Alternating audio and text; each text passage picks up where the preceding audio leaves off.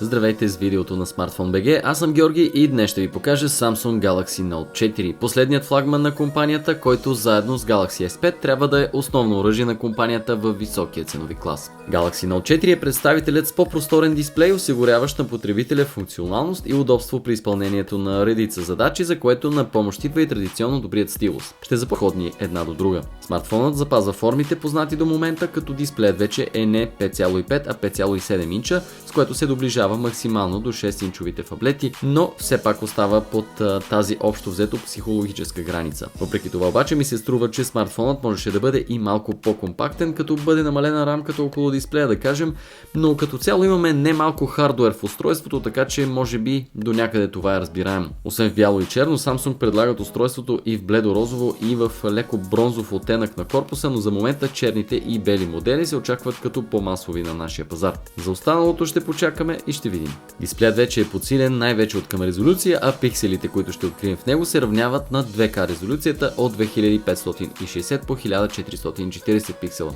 Отново технологията е Super AMOLED, която освен великолепни цветове носи и енергоефективност на дисплея. Така че качествата на дисплея са запазени, като вече и гъстотата на пикселите е увеличена. Допълнително те биват защитени от Corning Gorilla Glass 3 стъкло. Galaxy Note 4 е задвижван по традиция от две различни процесорни платформи в зависимост от моделите. Едната е базирана на последните разработки на Qualcomm и техния Snapdragon, а другата е собственост на Samsung.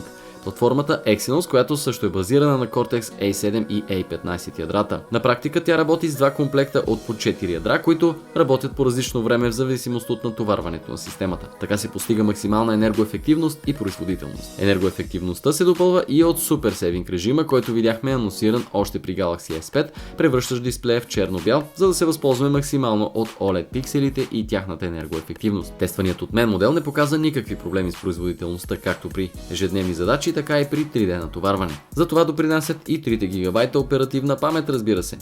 Паметта за данни пък е 32 ГБ стартово, като може да добавите в слота за карта памет сериозно натоварване, да кажем, но от друга страна ми се струва, че четецът на пръстови отпечатъци трябва да бъде далеч по-оптимизиран. Определено имам претенции към коректната му и бърза работа. И двете камери вече са подобрени, като предната поддържа и широк ъгъл за правене на селфи. Задната камера вече е увеличена до 16 мегапиксела, като тя записва 4К видео, разбира се. Самата камера има чудесни, интересни софтуерни функции, които можете да използвате при личен HDR, както и някои други опции за фокусиране на бекграунда или пък обекта, който е на преден план.